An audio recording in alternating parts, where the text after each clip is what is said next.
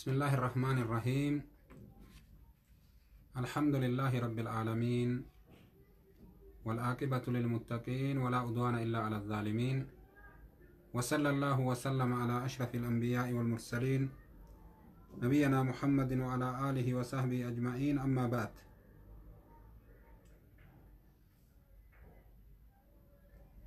السلام عليكم ورحمة الله وبركاته.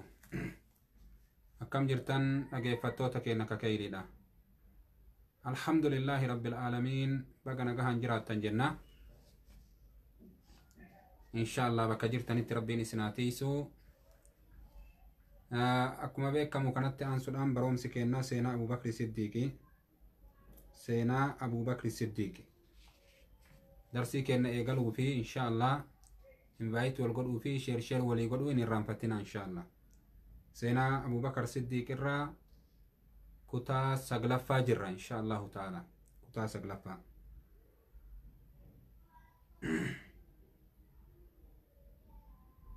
دوبا أبو بكر الصديق أكا إني أغرتي أكا نما إباداك أبو نما قيا بري ولولي جانتا سديتني الرايا مموتئ برني جرا دوبا أكا أبو بكر الصديق رضي الله عنه قيا بري هلالي جنتا سديتني الرا أكا إني ياممو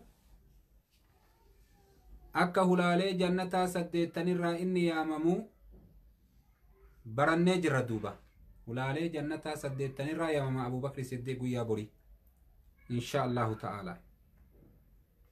دوبا واني أكاسي سقود إمالي جنيو قدبو إنسان لالي عمر بن الخطاب وانجل رضي الله عنه قاف دولا جيشي أغرتي چنكي لاجداني جيش العسرة دولا تبوك نمو دين الجيسا باسيك النتيجة نبين كنت جدي جنان يروسان كيستي أبا بكري جالو قبا جدي مردي جديان أبا بكري جالو قبا جدي غرمنا ديمي دينaggeeki ya waan qabu bakka lamatti adda qoodee waan bakka tokko kennadhee jedhe. Abu Bakr Siddiq immoo qabeenya isaa irraa guutuu sadaqatee jedhe. Guutuu yaa subhaanallah. yaa abbaa bakrii an homa tokkoon keessatti illee si caaluun dandahu jedheen duuba Umar. homa tokko keessatti illee si caaluun dandahu jedheen Umar radiyallahu anhu. أبو بكر الصديق نما أكنات يا أبو ليوان أكرادا. أبو بكر الصديق نما سينا أكنات بيكمو هاga أغرتي عمر أبان بكري الردلاي ملي وان أرجوجة نبين كنني قافت أبا بكري مالو مهم بفت وركيت في جنان ربي في رسول إساهم بسيفيجة. الله أكبر. أبو بكر الصديق أرجما كيستي وان اتفكي سنين كبدوبا وما توكو كتفكي سنين كبدوبا أكنا جنان أكما سنقافة توكو نبين كن عليه الصلاة والسلام صحابة إسات الرقب به نبي محمد صحابة إسات الرقب به نبين كن وانجده من أصبح منكم اليوم صائما إنو نمني الرئيسين الراسو منكبو. فقال أبو بكر رضي الله عنه أنا أبان بكري وانجده أنا يا نبي ربي جدين دي بساكن من تبع منكم اليوم جنازة نمني هر جنازة جل ديمئين نجد قافة نبي عليه الصلاة والسلام. أبان بكري أنا جدي. الله أكبر. أكما سن نبين كنني قافة فمن أطعم منكم اليوم مسكينا نمني هر مسكينا نياتي سئين نجد قافة. فقال أبو بكر أنا رضي الله عنه أبان بكري أنا جدي. من عاد منكم اليوم مريضا نمني هر إسن الرانا من إبما قافت إنو جدي قافت نبي عليه الصلاة والسلام. أبان بكر رضي الله عنه رب سرها جالته أنا جدي دوبا واميك ولك بتقوياتو كجاكيسة يا أبو ليوانكيا واميك ولتك بت أبو بكر الصديق eennutu har'a isinirraa soommana qaba nabiin keenya jennaan abbaan bakrii ana jedhe eennutu isinirraa har'a janaazaa jala deeme jennaan abbaan bakrii ana jedhe eennutu har'a agartee miskiina nyaachise jennaan abbaan bakrii ana jedhe eennutu isinirraa har'a dhibamaa gaafate jennaan abbaan bakrii ana jedhe waa afranuu lafa kaa'e radiyallaahu anhu wa ardaahu waa afranuu lafa kaa'e Abu-bakirsidiiq kana maraan godhee jedhe nabii keennan alayhi salaatu wassalaam nabi Muhammad maal deebiseef nabi Muhammad maal deebiseef majtama'na fi imri'in illaa dakhala aljanna waa walitti hin qabamtu dhiirticha keessatti sifti agartee ka haganaatun jechu walit qabamtee hoo jennaan illaa dakhala aljanna jannata seenu malee jedhe nabiin alayhi salaatu wassalaam dhiirticha keessatti waa walitti hin qabamtu jedhe sifti akkanaa bareedduun tun nama agartee waa sadaqate ta'uun nama miskiina nyaachise ta'uun nama janaaza jala deeme ta'uun nama soommana oole ta'uun guyyaa tokko keessatti nama keessatti walitti hin qabamu walit qabamee hoo jennaan jannata rabbii seenu malee jedhe nabiin alayhi salaatu wassalaam riwaayaa tana imaamu muslimtuu gabaase kitaaba agartee fadaa'ila sahaabaa keessatti abbaa bakrii yoo jedhan nama akkanaati yaa obboleewwan akkana jedhan akkuma san gaafa tokko manguddittii takka arge umariin ilma khaxaabii manguddittii takka arge umar ibn al-khattaab radiyallahu anhu manguddittii takka argee jennaan umar gargaaruu barbaade waan asirratti si yaadachiisuu barbaadu sheer illee walii godhaa invaayit illee wal godhaa siddiiq buufne imtihaana qopheessuu fedha fatanaa qopheessuu fedha bifa gaafitiin irratti hirmaattan insha Allahu ta'ala viidiyoodhaan asiin duratti dabre seenaa Abubakrii kutaa tokkoffaa lammaffaa sadaffaa jettanii jala deemtanii hordoftanii insha Allahu ta'ala akka jettan isinirraa fedha qormaata dhiyaachuu ta'a insha Allah asirratti isinii walillee dhaqqabsiisaa sheer illee walii godhaa akka namuu itti dhihaatu guyyaa san insha Allah beeysa walii kennina duratti duba waan jedhe akkas malee namni agartee waan barate kana qayyabachuu hin danda'u waan baratan kana agartee qormaanni irraa nama dhiyaachuu qaba duuba warroonni agartee yahudaadhaa waan nama barsiisan bifa qormaatatiin nama dhiheessanii waan silaa agartee ka aslitti islaamni qabu nurraa fudhatanii nuti dagachuu jirra duuba qormaata yoo jedhan namni ni baqata ka akka hin baqanne insha Allahu ta'ala faayidaa keessanii faayidaa lubbuu keessaniiti insha Allah duuba waan jenne gaafa tokko umar ibn al-khattaab radiyallahu anhu rabbi sarraa haa jaalatu intala manguddittii takka arge umariin ilma khattaabi manguddittii takka argee jennaan umar gargaaruu qabaa isii tana jedhee murate gargaaruu qabaa jedhe manguddittii tana nama isii gargaaruu hin qabdu achumaa umar rabbi sarraa haa jaalatu فأراد أن يساعدها وإذا به يجد كل يوم ما يسبقه إليها ويساعدها يرو شوفا عمر أغرتيني غرغارة جدي يرو غنم عمر كأيدفو سبيدان به كنو نما أچي سيني درتو إسي غرغاري وان إسين بربادو قد في نياتا كني في وفتا أغرتي راجي جيري وامرا قد في برادي مجرى قيو عمر يودفو جارتي نياتي كوفتي أن بيتا نمتو سيدورا نافته eenyu namni kun ani jiti yaballaadha way argaa eenyu isaa beekan agartee namni kun ganama maraa akkanuma fidee na gargaaraa jettee duuba dhiira namaa jechuun nama kayrii keessa wal dorgomee beekaa yaa obboleewwan dhiira jechuun ka dunyaa keessa wal dorgomee miti ka barbaacha dunyaadhaa barbaacha diinagdeedhaa keessa wal dorgomee miti ka kayrii keessa wal dorgomee wallaah meelaala seenaa sahaabdotaa kana waan silaa ziqayaan agartee barraahee nu dhiyaachuu maletu qalamaan barraahee nu dhiyaate yaa obboleewwan keenya ajaa'ib seenaa ajaa'ibaa duuba gartee waa warri kun nu barreessan. Umar ibn al-Khattaab jaartii tana gargaaruu qaba jedhee muratee lafaa ka'e. Wayita inni dhaqu gargaarsa isiitiif isii duruu nyaachisanii obaasanii huccuu irraa jijjiiranii waan isiin feetu maraa godhanii fi biraa deeman. Duuba Umar guyyaa maraa hin dhaqaa akkanumatti arga. Guyyaa maraa hin dhaqaa akkanumatti arga. Dadhabe duuba. Dhiira akkanatti agartee kayrii carraaqatu jirtu tana beekuu qabaa jedhe Umar. Halkaniin akka hattuudha agartee bahee dallawa jala galee eege Umar. Wayita Umar eegu kunoo Abu-bakirsidiiqtu mana sanii gabbaha. Maal isiniin jedhe? Wayita Umar eegu Abu-bakirsidiiqtu mana sanii gabbahu jira. Allahu akbar. Eda abbaan Bakri akkanaan hulaa 8 jannata irraa hiyyaamamne. Eda akkanaan abbaan Bakri hulaa 8 jannata irraa hiyyaamamne hujii isaatu guddaa. Ati har'a wallaa keetuu quban qabdu yaa obboleessa kiyya. Akkoo ta'e quban qabdu jaartii abbeeraa keetii quban qabdu. Tarakkinnaa waan nyaattee bultuun qabne. Rakkataa aanaa keetituu quban qabdu ka biraa dhiisi. Isaan namuma agartee magaalaa isaan keessa jiraatan biyya isaan keessa jiraatan jiran keessatti rakkataan argamee ka isaan hin toyanne hin jiru duuba. Allahu akbar. Orma akkanaati duuba. Yeroo kana Abu-bakirsidiiq rabbi isarraa haa jaalatuuti.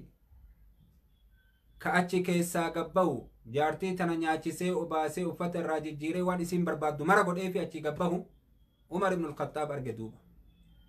Umar argee jennaan ni boohe rabbi isarraa haa jaalatu. Uf qabuu hin dandeenye. Uf qabuu hin dandeenye duuba Umar. Ni boohe. Umar ni boohe duuba. فبكى عمر وقال والله لا أسابقك إلى خير أبدا يا أبا بكر.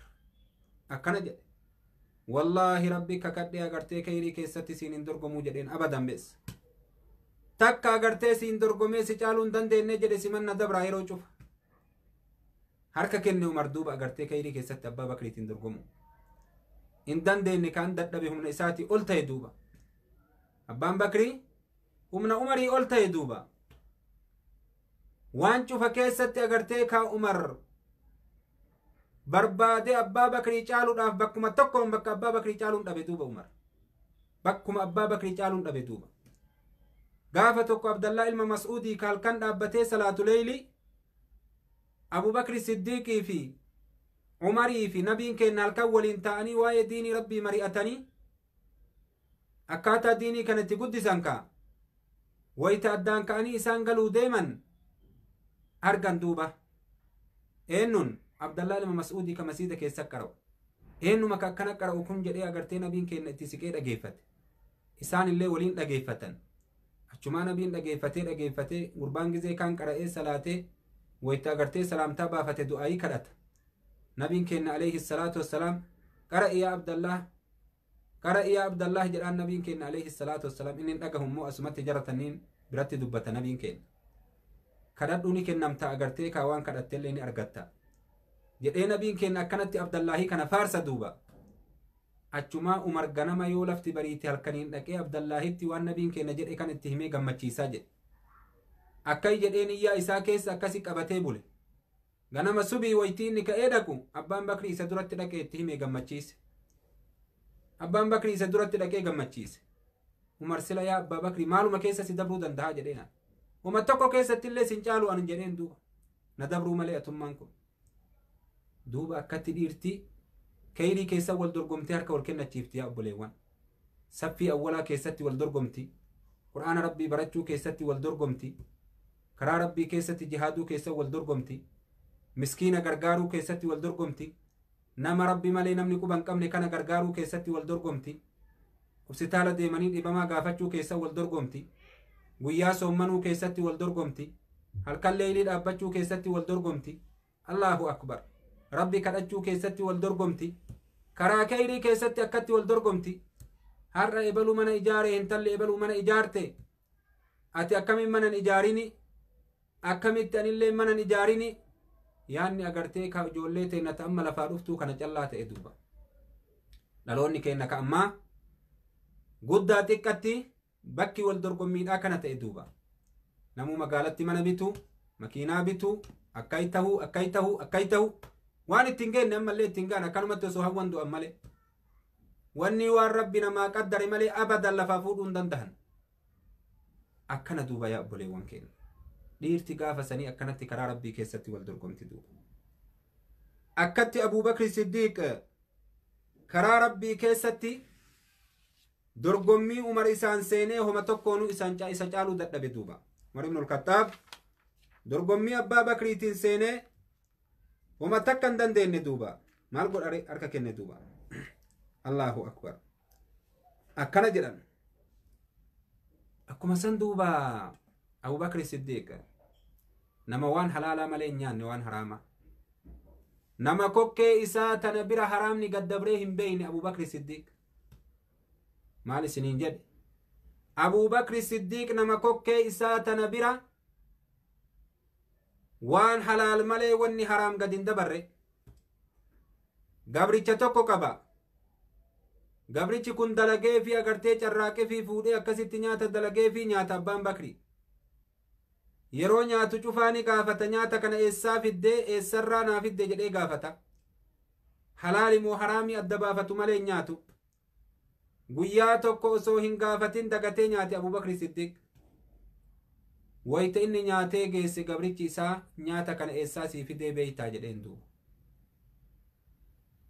hin beeku jedheen osoo nan gaafatin nyaatte jedheen osoo sin gaafatin nyaadhe jedheen bar gaafa jaahiliyyummaadhaa an duraan nama raagu ture raagallee waan tolchuun beeku akkanuma kijibee nama nyaadha gaafa san nama tokkoof waa raagee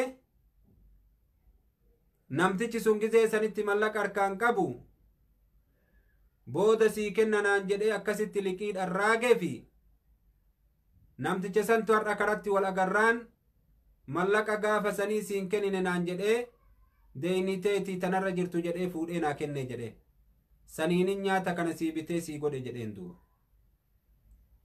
nyaata haraamii miire mallaqa haraamii miire akkamaa ta'ure abbaan bakri nyaatee gara gaddabarse Allahu akbar asumaa agartanii kaaquba afaanitti uf qaceelcha abbaan bakri way anaaf si taate haraamni garaa kiyyan bulin jedhe quba isaa kokkeen naqee ufakkisiisee waan garaa keessa jiru guutuuf keessaa baase bishaan duubarraan itti dhugee akka qodaa bishaan itti naqanii akkatti lolla'anii keessaa gad naqanitti duubarraan bishaan itti dhugee bishaan sanillee agartee ufakkisiise bishaan sanillee ufakkisiise qulqulleessuudhaaf garaa isaa akka waa keessatti nafne eenyuma dandaata kana abbaa bakrii malee yaa obboleewwan lubbuutiyya waliin baha jedhe maa akkana uf cinqita jedhanii agartee uf cinqaa inni akkasii uf cinqurra uf cinqii malee kaanyaanni akkasii namaan bahu lubbuutiyya waliin baha malee agartee kaa haraam na keessan bulu jedhe Abu-bakirsidiiq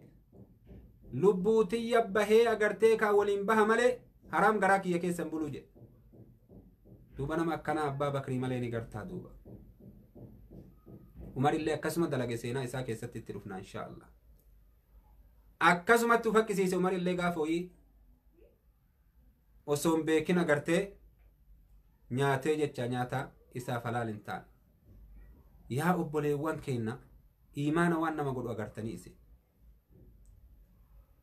kanaaf du'aayin orma sanii qeebalamti kanaaf gaafa san agartee addunyaan akkasitti bareedde akkasitti tolte seenaan isaanii akkanan mi'aawa zabana isaan bulchan keessatti agartee kaa subhaanallah jeeshiin muslimtootaa karaa deemetti hin cabuu ni milkaawa diinii akkasitti agartee bahaa seensa kana dhaqqabsiisan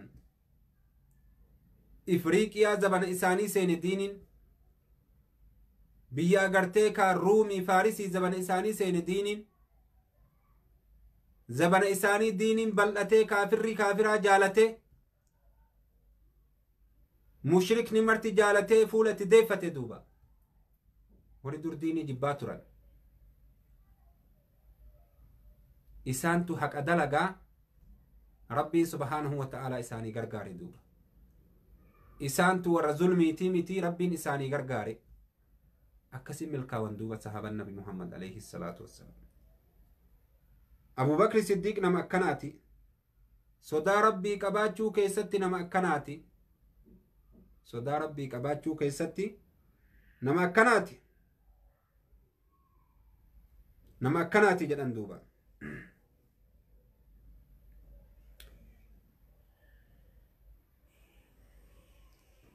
Nama duuba agartanii qabeenya isaa kanaan uffata bitee nyaatallee bitee miskiina agartee fuqaraa jiru ka Madiinaa keessa jiru keessa deemee halkan dhoysaan akkasitti agartee itti qoodaa bulu jedhan Abu-bakirsidiiq. Akkatti qoodaa bulaa qabeenya isaa kana akka sadaqa ta'edhaan rabbi isarraa haa jaalatu.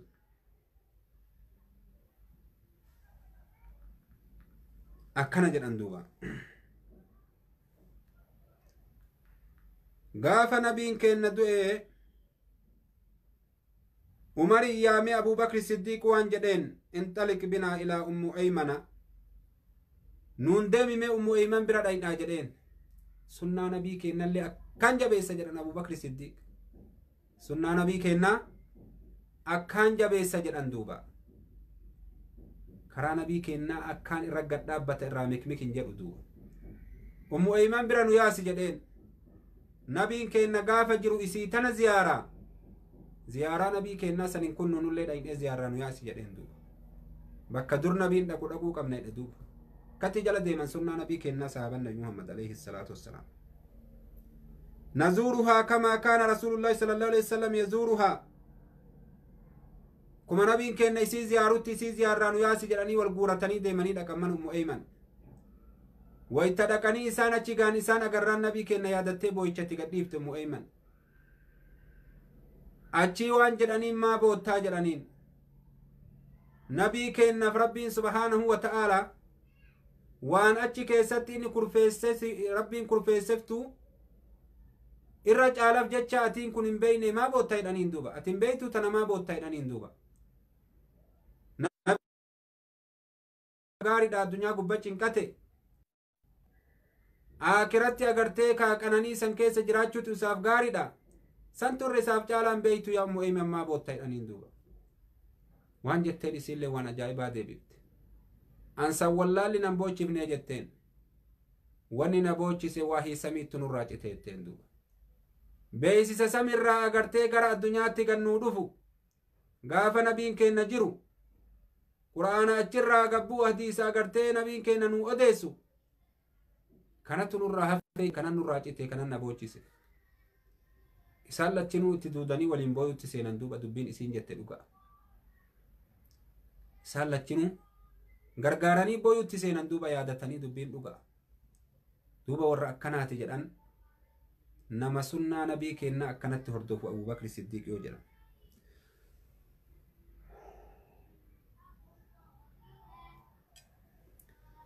Duuba Abu-bakirsidiiq waytima duuba zamana isaa keessatti duula riddaadhaa jedhanii akkuma asiin duratti isinii haasa'e duula yamaamaa fa'a keessatti seenaa bal'ifnee irraa dubbannee jirra haga tokko. Ummata arabaa ka agartee ka diinii keessaa dacha'an kana diinitti deebise waraana bakka 11tti qoodee biyyoota arabaa keessa ergee hoggantootiin jeeshaata bakka adda addaa ergamte martuu milkoo. Dhiiroo warri bilbiltanii bilbilli insha Allahu ta'ala booda haa ta'u. Hin bilbilina insha Allahu ta'ala. Duuba Abu-bakirsidiiq radiyallahu anhu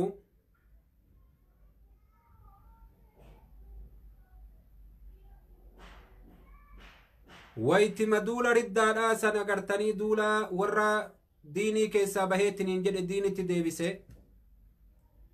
warra diin keessaa bahe gama diinitti deebise Abu-bakirsidiiq radiyallahu anhu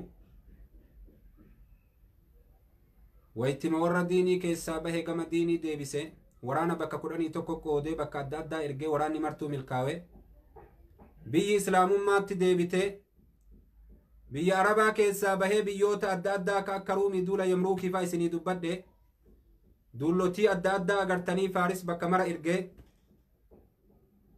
ummanni muslimtoota biyyoota hedduu qabatanii islaamummaan babal'attee akka malee heddummaate Abubakirsidiiq dhibame duuba. Abubakirsidiiq hin dhibame duuba radiyallahu anhu. Waytii dhibame dhibeen kun ka irraa deebi'uu hin dandeenye jechaani beeke Abubakirsidiiq. Dhibeen kun ka ani irraa deebi'uu hin dandeenye ka addunyaarraa nagalchuu deemuu jedhe duuba. Ka addunyaarraa nagalchuu deemuu jedhe. Allahu akbar.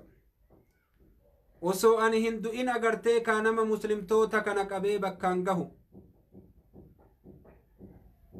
Ka dukkana shirkii fi kufriidhaa keessaa baasee harka isaanii qabee jannata rabbii rahmata rabbii isaan seensisu nama akkanaa kana filuu qabaa jedhe Abubakirsidiiq. Akkana jedhe. Yeroo kana dubbii kana murteeffatee saabaa kanarratti marii geggeesse Abubakirsidiiq. Sababni dhibamuu abbaa Bakrii immoo akka Aishaan nu himtetti ganamuma tokko agartee bishaan qabbanaawaa dhiqatee achirraa laydamee qabamee rabbiin musababaa itti godhe duuba. Nama filee duuba agartanii kaawwarroota adda addaa ka akka Usmaan binu Affaan ka akka Abdurrahmaan faa namoota hedduu yaamee gaafachuutti seene duuba. Namoonni hedduun agartee ka Umaritti dubbii kana akeekan Umar akka inni filu barbaadan. Umar irratti dubbii walii galanii inni illee Umarii kana isuma irra kaa'uu barbaada. Amrii Umarii kana keessatti nama maraa yaamee gaafate. Umarii kana yoo irra kaaheetiniin biraa du'e akkam jettanii jedhee gaafate duuba. Hedduun sahaabaadhaa Umarii kana ni faarsan. Umar nama gaariidha jedhan duuba. Nama keessi isaa agartee gubbaa isaa caaluu jedhaniin duuba. Maal nu gaafatta jedhanii waan Umarii jedhaniin namni hedduun irratti walii gale Umariin akka Umar bakka bu'aa ta'u. Umar immoo fedhu waan kana. Waytima duuba agartee kaa dubbii kanarratti walii galan. Umar filu irratti walii galanii Umariin osoo jiru Abubakirsidiiq Umariin isinirra file jedhee dubbii biyya beeksise. Namni tokko ka'ee dhufe sahaabaa keessaa Abubakirsidiiq ciisu irratti. Waan jedhee yaa Abubakirsidiiq yoo rabbiin guyyaa borii si gaafate ummata mu'mintoota irratti maaliif Umariin filte siin jedhee maal deebifta jedheen. Umariin akka inni jajjabaatu ni beeyta. Akka inni dallanu ni beeyta. Akka inni aaru ni beeyta. Akka yoo itti lafaa ka'e irraan deebine ni beeyta. Onnettillee jajjabaa qaamattillee jajjabaa. Nama akkanaa filtee ummata muslimaatirra maal dhiifta jedheen. Yoo rabbiin guyyaa qiyaamaa si gaafate maal deebifta jedheen. Abubakirsidiiq ciisu jira yeroo kanaan keessatti. Ajlisuunii jedhe Abubakirsidiiq. Na teessisaa jedhe onna qabaa'e. Ol qabanii teessisan. Waan jedhe falammaa ajlasuuhu qaala abillaahi rabbii kanaan agartee kaana sodaachisiiftanii. Rabbiin na sodaachiftanii rabbitti maal himtanaan jettanii.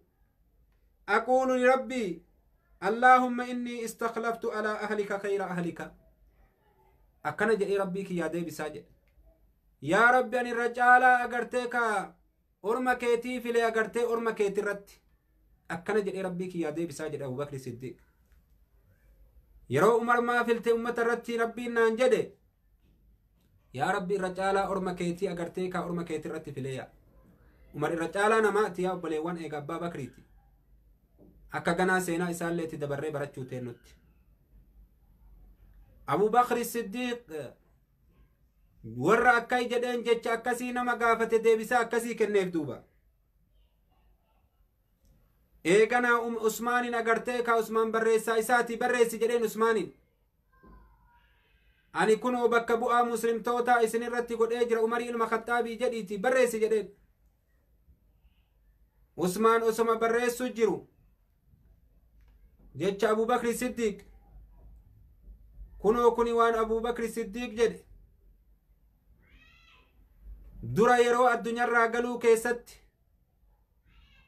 akira yeroo addunyaarraa galuu keessatti dura yeroo seensa akiraa keessatti waan Abu-bakirsidiiq jedhe jedhiiti barreessi waytii jedhuun ani kunoo Umariin isin irratti agartee ka bakka bu'aa muslimtoota godhe osoo jechuuf deemu Abu-bakirsidiiq gaggabe osoo dubbii tan achi hin fixin gaggabee jennaan duuba Usmaan yaada abbaa Bakrii ni beekaa barreessee Umari jedhee itti guute Umari jedhee itti guute osoo Abu-bakri Umar jedhee maqaa Umarii kanan kaasin mariin durattuu deemaa ture haala isaa argaa jira Umar jedhee itti guute Abu-bakri ni gaggabe du'a keessa jira ka yeroo kana eegasanii agartee ka gaggabsuu san bayfatee jennaan waan jedheen mee waan barreessite naa dubbisi jennaan Usmaan dubbiseef bakka Umar jedhu san irra dhufe duuba abbaan Bakrii agartee ka yaada isaa Usmaan beeku itti gammade osoo an achiin dabre silaa shakkiteemi jedheen Umariin Usmaanin so akkuma gaggabe saniin dabre silaa shakkiteemiti jedheen duuba dubbii kanarra akkasitti duuba Abu-bakirsidiiq Umari jedhee ummatallee walitti yaamee akkasitti gubbarra dubbatee haala saniin agartee gaafa abbaan Bakrii du'e Umar ibn al-Khattaab radiyallahu anhu bakka bu'aa ummata muslimtootaati akka isin martuu beeytanitti du'a abbaa Bakrii immootu ganaa irraa dubbachuu teenna insha Allahu ta'ala yoo rabbiin alamaa fedhe dhibamee jennaan Abu-bakirsidiiq irratti ol seenanii warroonni gaafii isaatiif dhufan isa gaafatan yaa abbaa Bakrii doktorri silaalee jiraa jedhanii gaafatan eena laale jedhe maasiin jedhe jedhanii gaafatan maasiin jedhe inni fa'aalun limaa yuriid akkana naan jedhe yaa ani waan fedhe dalagaadha naan jedhe doktorri kiyya yoo fedhe si ajjeesaa yoo fedhe si jireessaa akkana naan jedhe doktorri kiyya jedhe duuba Abu-bakirsidiiq eenyu himatu jira dhiiroo doktorri akkana isaan jedhu kun eenyu nama rabbi galchee fi galti duuba rabbii aalamaati subhaanahu wa ta'aalaa ka Abu-bakirsidiiq himatu jiru doktorri kiyya rabbii aalamaati jechuu isaati duuba yoo fedhe na ajjeesaa yoo fedhe na jireessaa akkatti duuba Abu-bakirsidiiq rabbi isarraa haa jaalatuuti yeroo gabaabduu kana keessatti yeroo bulchiinsa isaa yeroo gabaabaa kana keessatti galmee hin irraanfatamne barreessee addunyaarraa gale duuba insha Allahu ta'aalaa yoo rabbiin fedhe darsiin isaa amma tokkuman nu hafaa yeroo biraa yeroo itti aanuun keessatti insha Allahu ta'aalaa darsii isaa ka du'aa akkaataa inni itti du'ee fi akkaataa inni itti awwaalamee fi akkaataa gaafa du'e dhaamsa inni agartee maatii isaatii dabarsee du'e kana irraa haasofna aga qabrii isaatiin bahutti duuba wannan isinit dhaammadhu asirratti insha Allahu ta'aalaa seenaa abbaa Bakrii qormaata dhiyeessuu deema insha Allahu ta'aalaa tokkocha callan nu hafe isiniin jedhe seenaan Abu-bakirsidiiq qormaata dhiyeessuu deema imtihaana dhiyeessuu deema yoo rabbiin alamaa fedhe insha Allah nizaama tolchinee tartiiba goonee telefoona isinii banee karaa iimootii fi karaa adda addaatiin insha Allah guyyaa san sagaleedhaan deebiftanii namuu darsii agartee asiin duratti dabarsine diskas godhaa keessa deebi'aatii lallaala viidiyoodhaan asiin duratti dabarsine darsii tokkoffaa lammaffaa sadaffaa jennee akkasitti deemnee jirra akkasitti waan san keessa babbahaa laala duuba qormaata dhiheessuu deema insha Allahu ta'ala warra kaa tokkoffaa bahu rabbiin isin haa godhu qormaanni kunillee faayidaa keessanii fi qayyabachuu irratti isin gargaara namni agartee ijtihaada godhee yaalii godhee yoo dhabe gaafiin sun yoo himameef boodan irraanfatu. Namni qormaata gizee agartee keessa gufatee kufe ni irraanfata gaafa gaafiin sun himameef abadan hin irraanfatu. Akkuma nama qur'aana qara'u yoo qur'aana inni wallaale bakka san irratti shaytichi isa dhahe umrii isaatti hin dagatu. Qormaanni akkasi duuba mataa keessatti waa si hambisa. Qormaata nama jibba malee baroomsi namaa galuudhaaf agartee baroomsa qormaata qabuun namaa gala. Kanaaf agartee garee illee ni qabna. Garee waatisaappiidha kan irratti agartee darsiin deemu jirtu. Warri hedduun keessa jirtanii warri keessa hin jirre namni haaroo inni yoo jiraattan karaa waatisaappiitiin agartee naqunnamuu ni dandeettanii keessa isin galcha.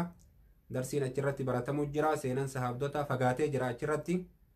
Kanaafuu insha Allahu ta'aalaa achirratti akkuma isin beeytan gareelee agartee adda addaa irratti barumsa agartee fudhatu jirtanii bifti ittiin agartee baratan sagalee dhageeffataa qormaata qopheessaa obboleewwan keenya rabbi irraa haa jaalatu. Sagalee agartee achirra isinii ergaa qormaata agartee afaan oromootiin barreessaa guyyarraa agartee qormaata fuudhan. Wanni sun baay'ee nama gargaara. Sammuu keessatti nama hafa agartee wanni qormaataa kun jechuudha. Yookaan har'uma dhageettanii achi booda irraanfattan ta'uu hin qabu.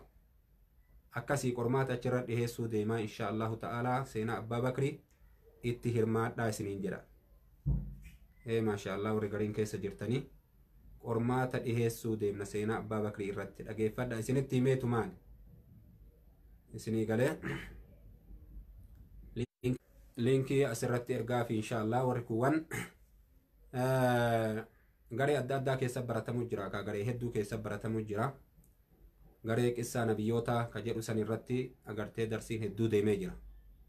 Garee qissaa nabiyyoota ka jedhu san irratti baay'ee deemuu jira. Darsiin fagaatee jira. Sahaabaa hedduu barannee jirra. Haa ta'uuti immoo bakkuma dhaqqabdan irraa itti fufa akkasumatti deema duuba. Kanaafin isiniin jedhee qormaanni bareedaadha insha Allah. Qormaanni bareedaadha. Seenaa abbaa bakrii qormaata fudhannee achi booda agartanii seenaa umariitti dabarraa. Yoo guyyaa nuu kennaa jettan guyyaa haga tokko isinii kennuu dandeenya insha Allahu ta'ala.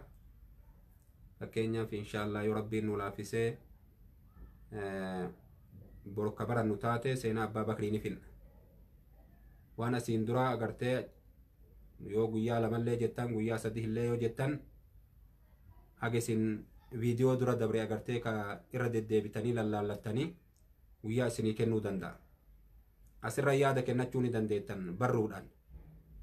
Mee namni agartanii guyyaa sadi nuu kennaa jettan tokko tokko naa barreessa. Guyyaa sadi haga diskas gootanii haga keessa deebi'attanii agartee keessa deebii haga laallattanii guyyaa sadi warri jettan tokko tokko.